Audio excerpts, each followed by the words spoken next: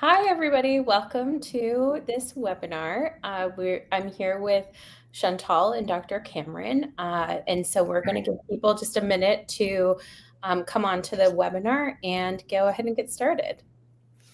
We were just commenting about whether we have ring lights. Obviously, I do not. Chantal, definitely look like you do. Dr. Cameron, I don't know. Do you have a ring light there? I do, but I've got such pale skin; it doesn't really help me any. So, You get the ghost effect, the ghost of DPC future I there. know. I think I need to get something that's got a little really, really warm light to help me out. Yeah, definitely. All right. Well, why don't we go ahead and get started? Welcome, everyone. Today, just to make sure you're in the right place, we are going to talk about integrating direct primary care into level funded plans with Decent. So, we're bringing you the perspective of the Dr. Dave Cameron. I'm going to let him introduce himself from the DPC perspective, and Chantal Rousseau from Decent, who's going to talk more about their efforts, their wins, how they put things together, and yeah, hopefully you'll learn some things that you can bring back to your employer groups that will help them as they're evaluating benefits this year. So by way of introduction, I'm Beth Holmes. I'm the head of Think Connect, and my primary mission is to help get more people DPC. I do that mainly through connecting businesses with direct primary care practices. Chantal, do you want to introduce yourself? Sure. Thanks, Beth. Hi, everyone. Chantal Russo. I'm the VP of Advisor and Channel Relations here at Decent. Can I share a little bit of my personal context of how I came to know about DPC, Beth? Would that be helpful? Yeah, that'd be great. Perfect. So don't hold it against me, but I actually come from the big carrier sales rep side of the world. But I've always worked for startups, and I just absolutely love the broker sales and distribution channel. It's all I've known for the last 15 years. But I was exposed to DPC about 2.5 years ago. I actually worked for a DPC in a strange round of events, and just didn't know it existed. And ever since then, having used them and having used my own DPC here in Florida, it's just amazing. And it's one of those things where there's still a lot of people out there that have no idea that it exists. And if they start talking about it, they maybe have a misconception of what it is. And then once they start using it, they just are like blown away because it's nothing like they've ever seen before. And so I've just now truly become a big advocate for DPC when it comes to a primary care experience. And I'll talk to anyone who wants to talk about it. So that's a little about me and my background here. Great. Dr. Cameron, tell us about you. Great. So I am a family doc. I practice in a direct primary care called Pure Family Medicine here in Littleton, Colorado. I started off my career doing fee-for-service for 10 years. I gritted my teeth, survived, had 2,500 patients that I took care of, did the 25 to 30 patients a day, and asked patients, okay, what 1 or 2 problems are you going to take care of today? And had a wait list that went out, a month to get patients in. And frankly, I was really burned out. I didn't think I was going to be able to finish up my career in family medicine. And I made the really difficult decision to leave my practice and jump into direct primary care 15 years ago now. And anyways, loving it.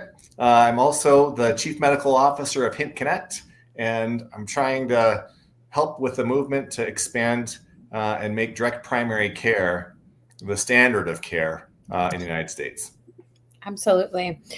So we wanted to start this webinar just giving a brief overview about what exactly direct primary care is. Chantal alluded to the fact that, there are different definitions of advanced primary care, concierge care, direct primary care, and a lot even under the hood within each one of those definitions. So Dr. Cameron, if I could turn it to you to give us an overview about what direct primary care is from kind of the clinician and expert perspective, so we all are sharing a common definition, that would be really helpful. If you would like, I'm happy to show kind of our slides on direct primary care. That'd be great. Go ahead and put those up and I'll just do some voiceovers. Direct primary care is a membership-based model that does not use fee-for-service and does not use insurance. And most people don't believe it, but it's unlimited visits that can be in person, but also text, phone, and video. I get actually, the number one way that my patients reach out to me is by text. And like in my fee-for-service practice, most of my patients would call first, then they'd get a phone tree, then they'd finally get a chance to talk to somebody, then they'd get scheduled appointments 3 weeks out. They would leave their work, go in, wait for 45 minutes in the waiting room, see me, and it would take a half a day out of their day to do that. Now, most of my patients, they text, and I would say about half the time we can manage their issue that they're needing by way of text. And then sometimes we need to do phone or video. And then, for the routine physicals and wellness and sometimes procedures and things like that, we'll have patients come in for in-person care. So it's kind of flipped on its head how the care is done. Now, interestingly enough, when you do a membership model like this, you have about 80% fewer patients. And so unlike when I had 2,500 patients, we've got about 80% less. And so as a result, you can give each of your patients more personalized care.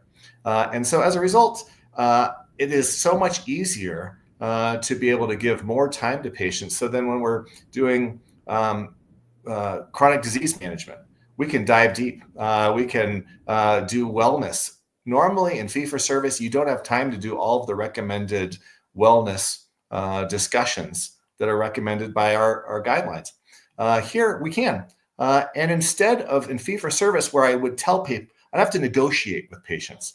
I would say, okay, what 1 or 2 problems do you want to talk about today? And the employer that I worked for instructed us to do that so we could stay on time and be able to get as many patients in so that they could really increase their revenue. Now I just say, all right, everybody, all right, bring me your list and let's get her done. And I love it. It's so professionally satisfying, and I am one of the happiest doctors. All DPC doctors are the happiest doctors that you're going to find.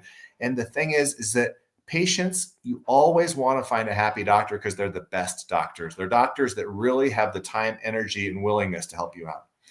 I liken it to being a 1950s small town doctor, but that's high tech and that's using cell phone, using text back and forth.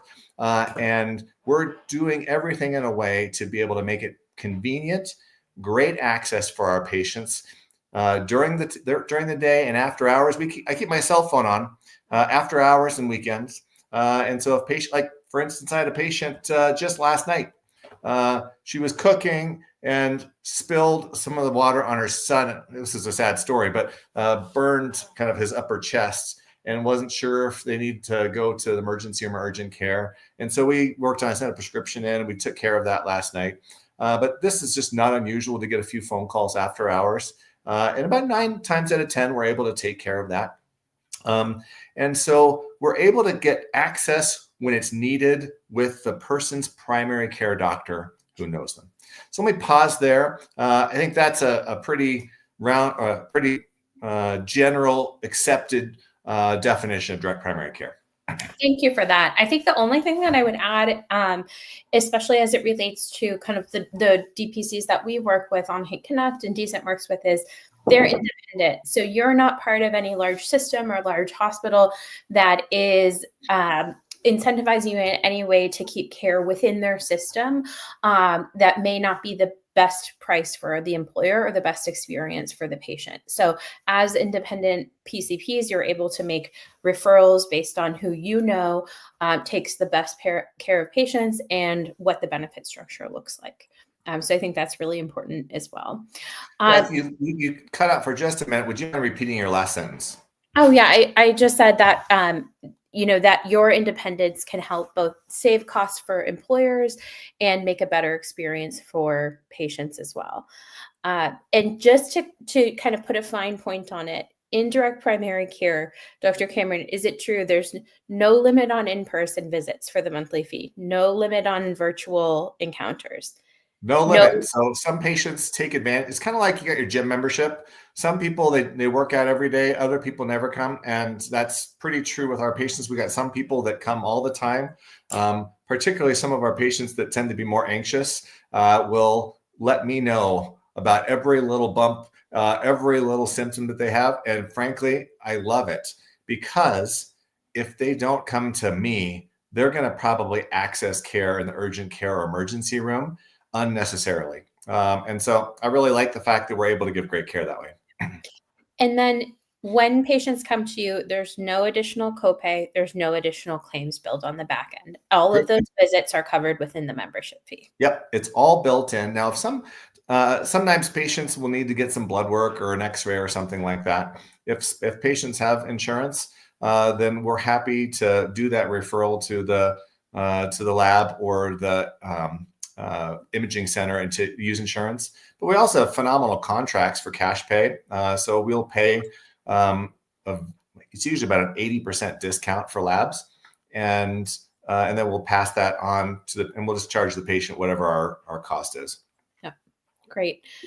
So kind of moving into, direct primary care, this model for employers, it's become a very popular benefit for employers. We've seen an average annual growth rate of about 50%. We, at least through the Hint platform, we have thousands and thousands of employers who administer their benefit through Hint using DPCs in their community. But one challenge that we often hear both from employers and DPCs working with employers is how to explain the rest of the benefit package to an employer, because DPC is not insurance. It's not, there will be times that you need specialists, that you need hospital care, and having that rounded out package that, one, is both compliant for the employer and two, takes care of all of the patient's needs is really important. So, I would love to hear, I guess, from you, Dr. Cameron, again, because you work with a lot of employers. How has this conversation gone for you? What have the challenges and opportunities been when you're trying to sell a small group in your area on working directly with your clinic? I've got a number of CEOs that come as patients in my practice, and they love it. But the question they have is how do we bring this to our small business? And so, first off, sometimes their small business is geographically diverse. It's not all right near my practice. So my practice can't take care of all of their employees and all of their dependents. And so their question is, well, how do we get that taken care of from a geographic standpoint? How do we cobble together a number of different direct primary cares? And how do we know if those other direct primary cares are any good, or actually if they're truly doing direct primary care? Are they just, saying that they do that, but they're not really doing a membership practice? They might be doing some fee for service, or maybe they're doing not full spectrum family care that our practice would need. And then how do they negotiate price? How do they figure out how much you pay to this one direct primary care or to this other direct primary care? How do they know exactly how much they're going to be spending? And frankly, it's difficult because sometimes they're like, okay, we need to have a healthcare plan, but we're already paying for primary care in this healthcare plan. And you say you want us to add direct primary care on top of that, that just increases the cost. And so they're really worried that adds financial risk because of that. And so these are the challenges that I've had when employers come and say, gosh, I'd really like to add this benefit, but these are some hurdles that we are running into, and how can we overcome those hurdles? Yeah. And I would say, as a newer benefit, and, DPC has been around for the past 15 years or so, and has really gotten popular among employers in the past 5 or so years. But most brokers, if you look at kind of all of the brokers that are writing plans for employers today, probably less than 1% are putting DPC in their plans. And so they don't know. This is a new competency for them. There might be employer or broker interested in DPC, but when you're taking a standalone primary care network, which traditionally has not existed in the past, and you're asking, how do I put this in with the plan in a way that fits the plan, works operationally, it meets all regulations in terms of what I can offer, and we're going to be able to explain to people is a big question. So, Chantal, I invite you to kind of talk to us about Decent's approach to this question, and talk to us about that kind of core embedding and why that's so important, and what you've seen so far. So that's very broad, but kind of start with kind of the way Decent approaches it, philosophically. Yeah, absolutely. And first I'll say, there's nothing to say you cannot go in and bolt on DPC to a fully insured plan or bolted onto a level funded or self-funded plan. What we see a lot of brokers out there doing is they're trying to go out and find the PBM and find the TPA and find the stop loss and find the DPCs, right? That's a lot of work for them. When as a broker, I really think that you want to focus more on selling more groups and supporting your business and not doing so much of that if you don't want to. And so how I describe Decent is we are the easy button. Let me show you a slide here real quick.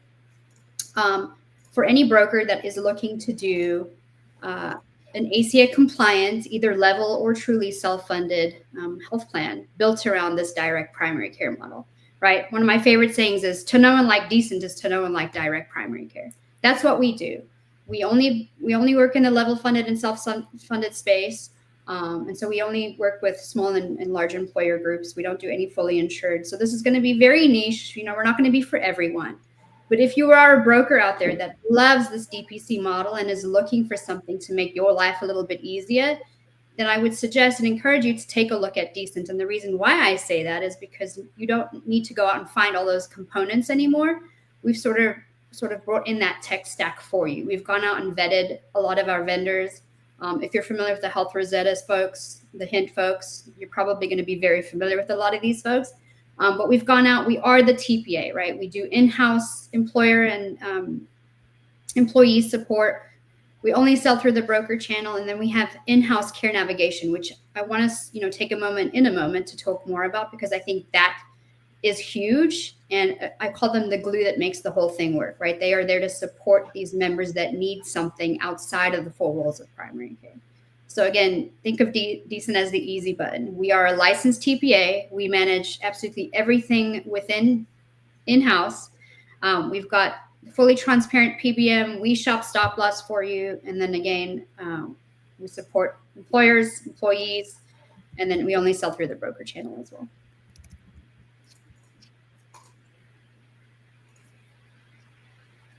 So we have a couple of questions that have come through, and I think we can just address these as they come up. But Chantal, want to definitely give you more time to talk a little bit more about the Decent plans in action, and some of these, I think we'll get to them.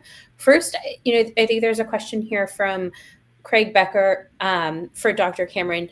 When meeting a new patient and having the first meeting, what's their reaction to you spending more time with them and actually getting to know them?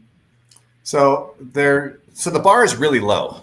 So most patients have quite low expectations, and most direct primary care first visits are long visits. And I would say ours is pretty average for direct primary care. We have a 60-minute visit.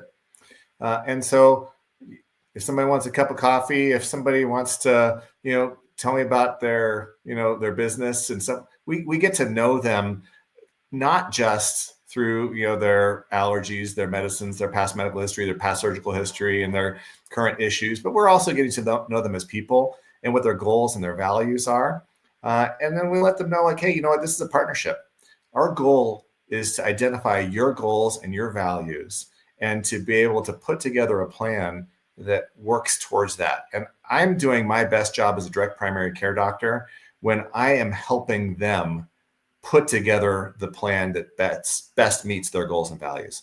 And so that's not the typical experience. The typical experience is a 15-minute slot where they are limited to 1 or 2 visits. You get down to business, and then you're handed a prescription because you don't have time to really talk about lifestyle and a bunch of changes that might take longer in those discussions. So frankly, if you take a look at direct primary care, if you go to their Google reviews, they're glowing.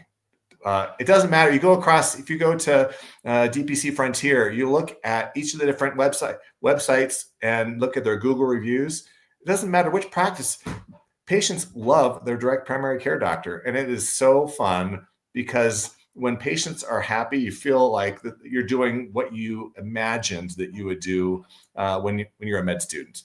So anyways, I always tell people that are thinking about going into family medicine, dive into direct primary care. It's the best practice ever. So there's another question here. And Victoria, I will get to your question, but I want to do it a little bit later when we talk about rolling out direct primary a direct primary care plan, but I want to address Andrea's question for Decent. How are you handling specialist visits? And, I think that the integration of how it works with the rest of the plan, it's not just that it's a bundled plan, but, what does that look like? And then kind of an additional add-on question of integrating virtual mental health, pharmacy solutions, auxiliary benefits in the DPC plan. What does that look like in a Decent plan? Well, it depends on the plan. So currently we have 2 different plan designs. We try to keep things very easy over here. The first plan we have is called our Zero plan. And without going into too much detail, basically the essence of that plan is that everyone gets unlimited access to their DPC provider, right? But here's where I think the big value add for our plans is what if they do need to go see a specialist? What if they do need an MRI, right? Because what DPC is a phenomenal primary care experience. What it is not is a major medical plan. And so there is still that caveat and that need for that. So to kind of answer your question there, that's where our plan designs really are structured around DPC, but we're also here to support anything that member may need outside of the 4 walls of primary care.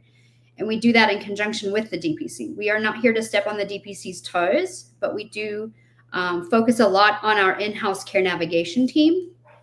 And Beth, if it's okay if I could just share another screen here. Please. For everyone. I want to emphasize that this team, they're phenomenal. I mean, I could brag about them all day. I would trust them with my life. I'm on our own Decent plan, so I can say that.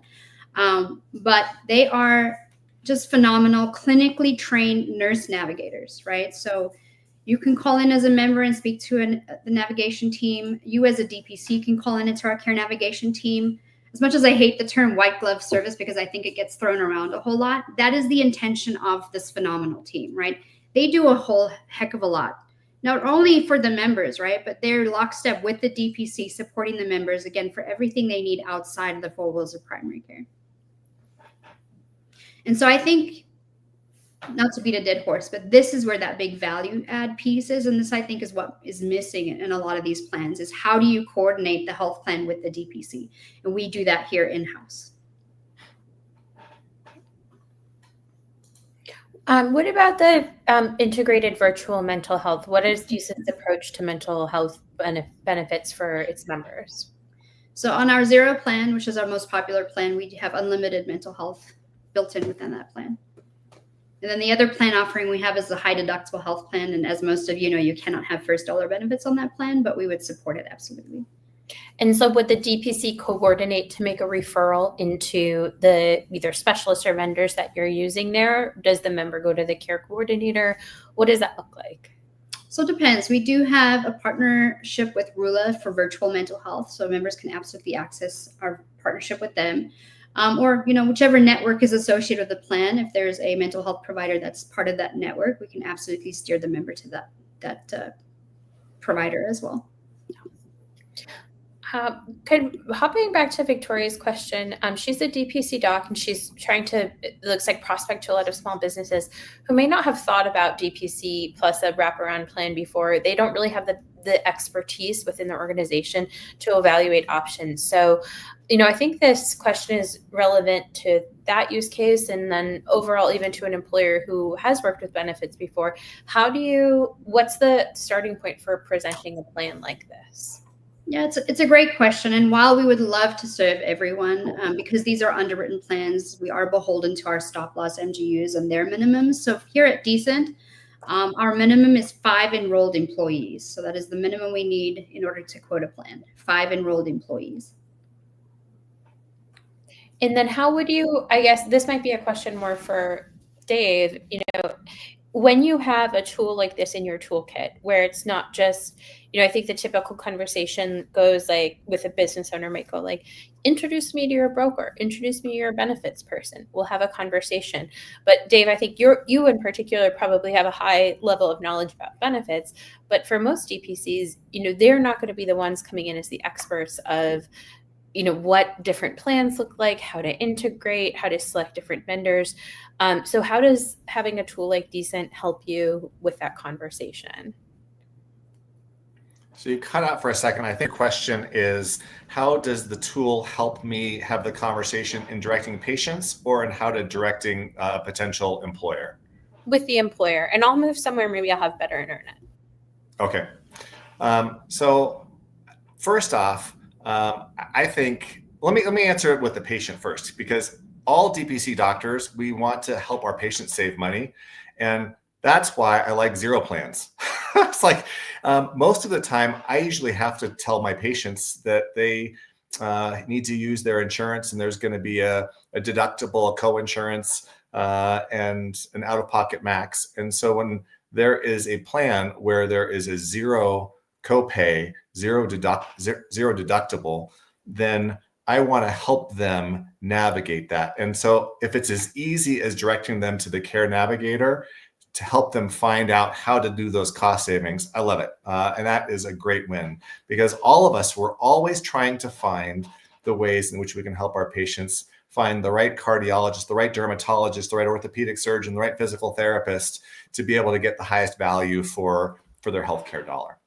Now, when I'm chatting with employers, I think the things that make me or make them pause is like, okay, what's the total cost going to be, and what's going to be the potential benefit, and are they going to have to break up with their primary care doctor? I mean, these are the types of things they're thinking about, and how hard is it to implement? And so, if there is something that is so. You mentioned the easy button. That's what employers want. They want an easy button. They don't want to have to figure out what their BUCA plan is and try and figure out a DPC and then hope that they have some savings at the end of the year in their level funded plan that will potentially cover. They want to have it all wrapped in, and they don't necessarily have to be, doesn't necessarily have to be less. If it's in the same ballpark with better care, I think that is really important, because one thing with a direct primary care benefit is that employers have a more favorable view of their employer if they've got a direct primary care benefit, and they're more likely to stay because of that. And that is a really important benefit. And so with those discussions, if we can be able to have a plan that makes it easy for them to implement it, and to realize that not only is the employer going to potentially have some savings, but the patient, the employees and the dependents have some opportunities to be able to have zero out of pocket for specialty care, or mental health, or surgeries. I think that is a real plus when you're trying to have those conversations. Chantal, for a DPC who is having conversations with an employer and they mention Decent and they're interested, you mentioned you sell exclusively through brokers. What's the next step for that DPC? Is it to bring a broker into the conversation? And if so, from a practical standpoint, how do they do that? Yeah, I think the first question is to inquire within that employer group if they're actively working with a broker, right? And if they like their broker, is the broker bringing you different offerings? What are your pain points, kind of thing.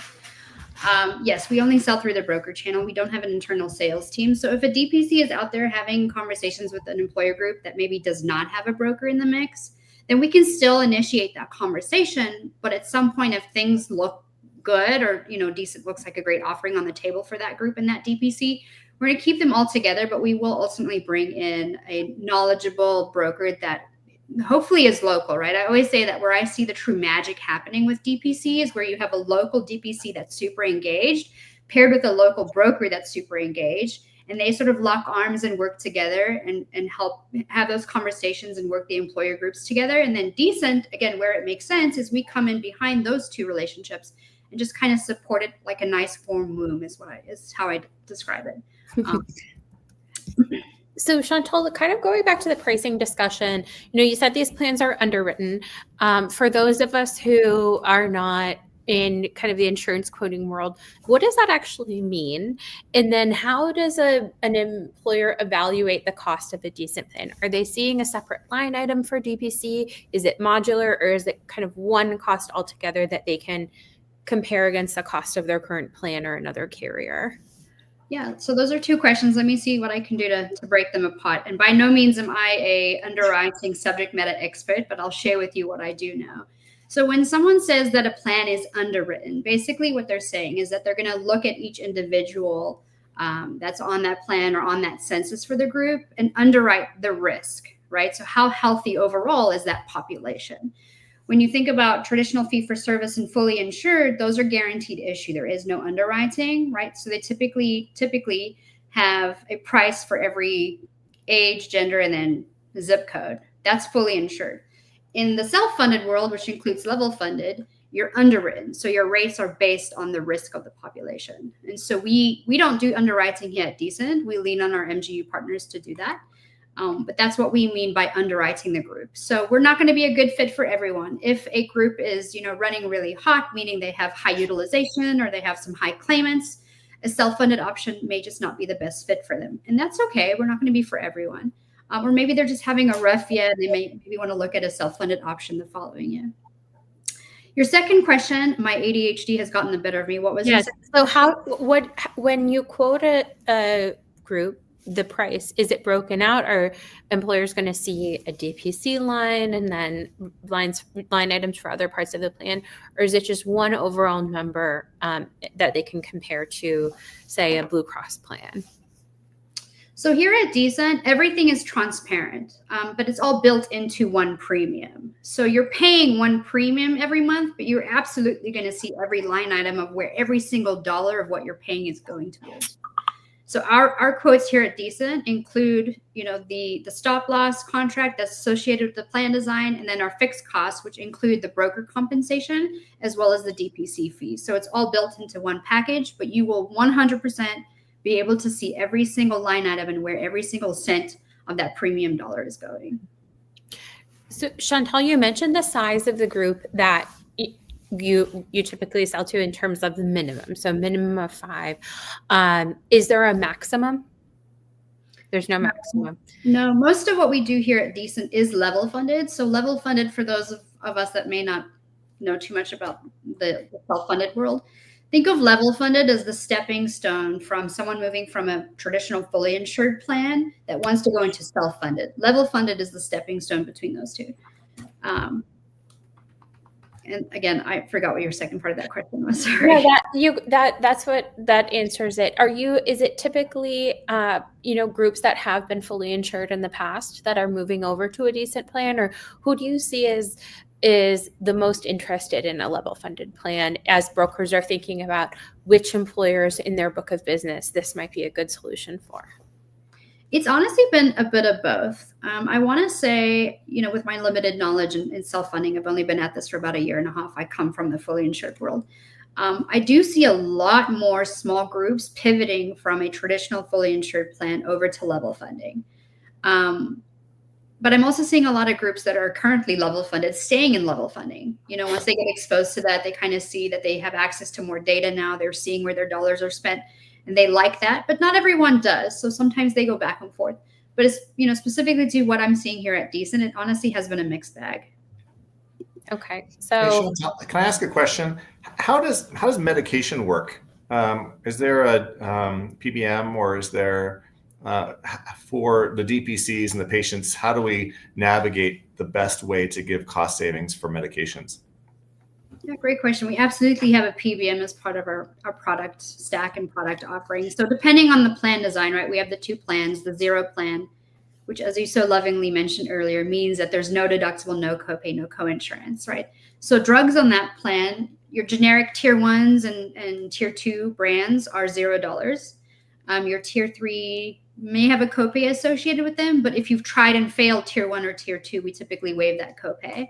And then for your specialty medications or really expensive brand name drugs, our fantastic PBM does international sourcing of medications and manufacturer's assistance programs. So while there may be a cost associated with those types of drugs, if that member agrees to try to engage with any available programs like international sourcing or manufacturer's assistance programs, we'll typically waive the cost associated with those drugs as well. Chantal, when you have a group that starts with Decent, say it's a group that's been interested in DPC and they find Decent, how do members get connected with a DPC? What does that process look like? So it depends, right? We've had groups come to us where they already engaged with the DPC. And by the way, this is my favorite thing because it's like we become the easy button for something that they're already doing. And so when that happens, we never want to disconnect the DPC from a group where there is already established connection, right? Decent stance on what we do with DPCs is, for the most part, we try to keep the majority of an employer group with one DPC location whenever possible. And we do that just from a operational and experience standpoint, but that's not always possible, right? What if someone lives in another state? What if someone lives in a DPC desert, for example? We do have to accommodate for them. So that's one aspect. If we have a group come to us that loves the idea of DPC, but they don't know who to use as a DPC, we can 100% absolutely help them find a local DPC that's going to work for them. And of course, we use the great folks at Hint to help us do that as well. Yeah, and I would just add that, with our partnership between Decent and Hint Connect, the Hint Connect network is available to Decent members. So if you're part of Hint Connect, with a few exceptions, you're part of Decent, and anyone can choose you. And then you can also come to us if you've sold a group somewhere where we don't have a DPC that's already part of the network, and ask us to go, contract with them and get them on board. So that happens very frequently, several times a month. So, the network of DPCs that can help work in plans like this is just growing. What are some of the most frequently asked questions, Chantal, that you get when working with a broker or an employer for the first time? So I'll start with the broker, right? Brokers know what they're talking about. They are very direct to the point. They just want to know what our plan contains and what our tech stack looks like. And so that's what I do. I spend most of my time talking to brokers and educating them on what we've put together. So again, everything here is super transparent. I walk them through all our tech stack, all our vendor partners. I break down the plan designs, and then I take them through what our implementation and onboarding team does and what that process looks like. And then obviously get them trained up on what it takes to get a quote from Decent and the broker experience. From the employer side, again, we're always looking to connect them with the broker. We are not here to step on anyone's toes. If there's a DPC relationship in place, we're going to make sure that they're included and accommodated for the entire time, right? If the broker is in place, we're going to make sure everyone knows what's going on throughout the process of quoting. So just to share with everyone, because we use 6 different MGU partners, which by the way, they're all giving us decrements for embedding DPC into our health plan, quoting does take between 7 to 10 business days. And the reason why is because we're quoting with 6 different MGUs, so we have to wait for all those quotes to come back. We only want to share the most competitive quote back with the broker. So 7 to 10 business days, and that's why the turnaround is what it is. Great.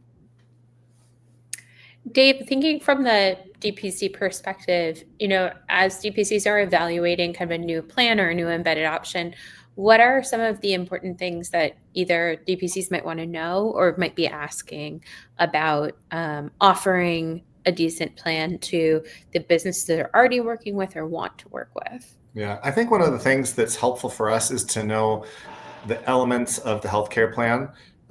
Now, my practice, we have patients that come from numerous employers, and so it's almost impossible to know all the details of every different plan. But if there's a way in which I can help my patient, if my patient is really well educated on the nuances of their healthcare plan, or if there is an easy way to be able to know, okay, this is truly a zero plan where I can do a referral and the surgery is going to be zero out of pocket, that can be really helpful. And so a lot of times when we're looking at, especially like if there's one employer that has density around one direct primary care, then we can become quite knowledgeable.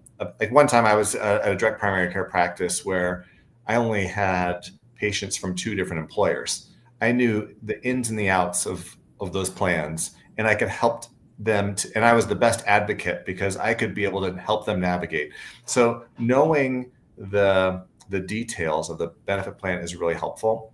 And then also I think making sure that the patients have got a plan that works for them.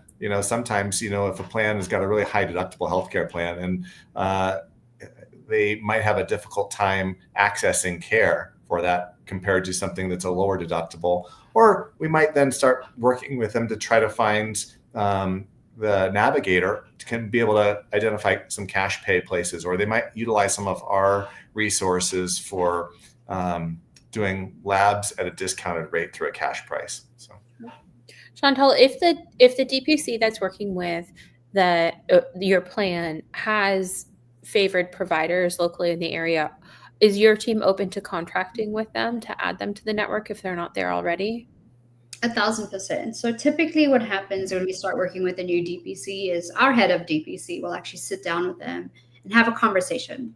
And we'll ask them, because DPCs sometimes have preferred referral patterns, but now that they're not married to hospital systems, sometimes they don't.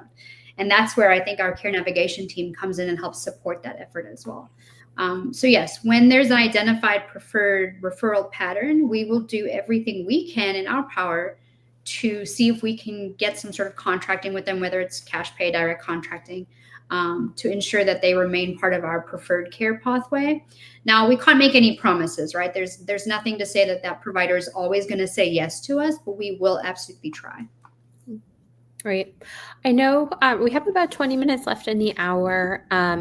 I would love to take some more questions from the audience if we have them. We have one here from Heidi. Which trends should brokers watch for in the next few years regarding DPC and employer-sponsored healthcare? Chantal, do you want to start with that one? I have so many thoughts, my friend. I'm not going to sit here and profess that DPC is everything and decent's the way to go with everything, right? But I will say that the only constant is change. I hate that cliche, but it's true. And we've seen so much change in the healthcare realm over the last few years. One thing I have noticed, and I've spoken to a few of my colleagues, not just here at Decent, but in the industry, and I don't know if this is anybody else, but you go through Q4 and you're used to Q4 just being absolutely crazy. And then you go into Q1 and it doesn't slow down a whole lot, but you go into cleanup season. We have just seen a consistent inbound influx increase from employer groups, from brokers that are looking for something different because they are just fed up. And so they are looking for alternatives. And if you are the type of broker, if you are this type of broker, you're probably not on a webinar like this, that is just status quo and just doing spreadsheet pricing and just providing, premium increases year after year and not providing alternatives, whether it be something like this, whether it be whatever else is available out there. I mean, are you really serving your client, right? So when you talk about trends, the only trend is staying up to snuff with all the available offerings out there. And there are a ton. I get that. I mean, people ask me all the time why I'm not a broker. I mean, you guys have it tough, right? I have to worry about one carrier and all the stuff that goes on in that carrier. You have to represent multiple carriers. So there's a lot. But a great broker that is really working for their client knows what's going on in the marketplace and at least, spends the time educating themselves on the different offerings, right? And when you're talking to a client, every client is different. So what works for one client is not going to work for everyone else. Spend time with them. Find out what their pain points are. With something like DPC solve a pain point, right? Are they okay and don't care about the premium increases? Okay. Some people just want the cheapest thing that's out there. That's what they want. But some people are just not happy right now and they're looking for some alternatives. And change can be hard, but I always say that apprehension is just a lack of information, right? People get scared with new things because they haven't experienced it yet. And the only way to experience it is to actually do it. I'll share my personal story with DPC. I was selling DPC for about a year. I had never actually utilized it myself. Then I moved to Florida and I have a DPC down here. And they're a little bit different, but I'll share the story with you. What makes them unique is that instead of having a brick and mortar location, they have these RVs that they've outfitted as a doctor's office. Now, personally, I'm a camper. I have a 45-foot fifth wheel. And so this was just like so freaking great to me. And again, I had never used it, but then I was jogging on the treadmill, jogging on the treadmill. And I pulled something in my calf muscle and I got off and I could barely walk. And so typically what you think is, oh my God, I have to go to the urgent care, right? Like something's wrong, I can't walk. And I just took a pause and I go, okay, what should I do? I should call my DPC. And I did. And she couldn't come that same day, which they typically can, but it was later on in the afternoon. She came the next day. And she didn't even make me walk out to the RV. She came to my door. And she was just the most lovely person and just such a different experience than I've ever had with typical fee-for-service. And I don't want to speak ill of fee-for-service, but this just is completely different. I mean, the first time I had my initial visit, she spent over an hour and a half with me. And I actually started feeling bad. I was like, don't you have to go to like your next person? And she's like, no, this is my time with you. So if you're a broker and you want to talk about alternatives and you've never tried DPC for yourself, like let's start there, right? Be a product of your product. Go out and visit with the DPC, get to know them, form a relationship with them. Because like I said earlier, that to me is where the most power is. If you're going to encourage change in an employer group, is introduce them to that DPC. I know so many DPCs that are more than willing to go out to an employer group with a broker. In direct primary care, we know that it's a movement that is gaining momentum. There's fewer fee-for-service primary care providers out there. DPC is growing, what you said, a 50% growth rate. Specialists are noticing this. In my community, we have direct specialty care. We've got specialists that are no longer taking insurance. Cardiologists, dermatologists, rheumatologists. We've got physical therapists. We have mental health people. We now have a independent ambulatory surgical center, cash only bundled rates.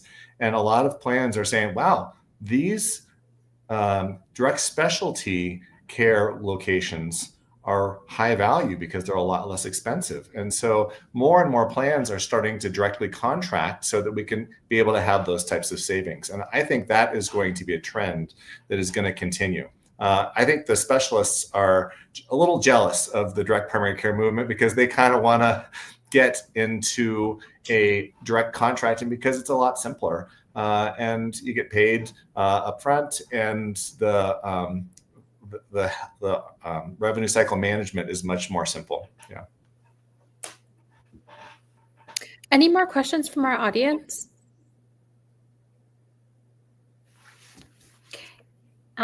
Okay, well, I think with that, I'll ask each of you any parting thoughts or words, anything we didn't cover today that you want to make sure that this audience hears.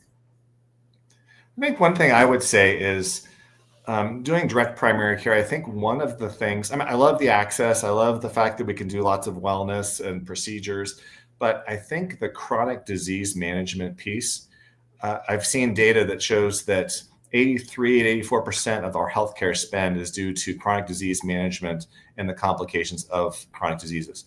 And so if we are able to manage the chronic diseases so that patients have lower hospitalizations, less surgeries, less downstream heart attacks, strokes, Alzheimer's, cancers, because we're doing a better job of doing the basic primary care, that is a big win. And so one of the things, just a few examples, I see patients that come in all the time that as new patients, they have to work on their diabetes, their blood pressure, their cholesterol, their weight. And I find that when you've got time to do the one thing that is truly helpful, which is developing a plan using motivational interviewing and identifying what are the things that have worked, what are the things that haven't worked, what would you be willing to try, what would you not be willing to try, what are the things that at least feel like you might have success doing, and then support them and then meet with them on a regular basis, because we can meet with them as much as we want. We can follow up with a phone call or a text and say, hey, how are things going? Let's troubleshoot. As a result, the number of patients that are now reaching their hypertension goals, their diabetes goals, their cholesterol goals. I know I'm not a big fan of HEDIS, but that being said, is direct primary care. We've measured in a number of the different direct primary care organizations HEDIS scores, and our HEDIS scores are always in the 95th plus percentile, and it's because we have time to be able to address those issues, and we've got the relationship to have the trust to work with patients. So I think that's really exciting, and I think this is where we can deliver on the triple aim to be able to give the quality care, phenomenal customer satisfaction. Net promoter scores on practices in direct primary care that actually do net promoter scores are through the roof. It's like 80% above. It's like up there with Apple, Trader Joe's, USAA. And then lastly, that's where cost savings comes in. So just another plug for direct primary care for, I think, the future of our healthcare system. Yeah, for me, I'm going to piggyback on that cost containment and cost savings aspect of it, especially when it comes to a level or self-funded plan, right? You have more access to your data and how your plan is running, right? And so that's one reason you want to get into level funding. But what are you doing for additional cost containment? Because now there's a potential surplus refund that you could stand to earn at the end of the run out of that home. So embedding DPC and getting all your employees to actively engage with DPC so that everything that Dr. Cameron just said actually happens is going to help avoid any of that downstream claims from hitting the health plan and really protect that claims bucket at the end of the year if you are looking for a surplus refund. Yeah.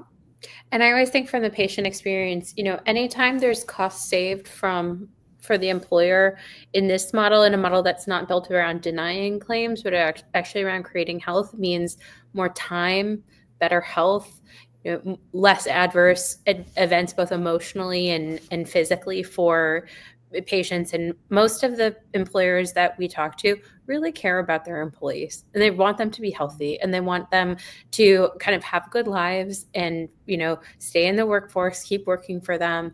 And so creating a health benefit that actually creates health and it makes the employer look good because it's creating value for everyone involved is really powerful. And I feel really lucky we have DCIN as a partner in helping us do this, because like you said, Chantal, it is difficult to put together an unbundled plan. And a lot of brokers are doing a great job doing that, but many don't have the time, expertise, or interest in doing it. So DCIN is a great option for them. Well, I speak for our entire team here too. We absolutely love the folks at Hint and really appreciate what you guys do as well. Great.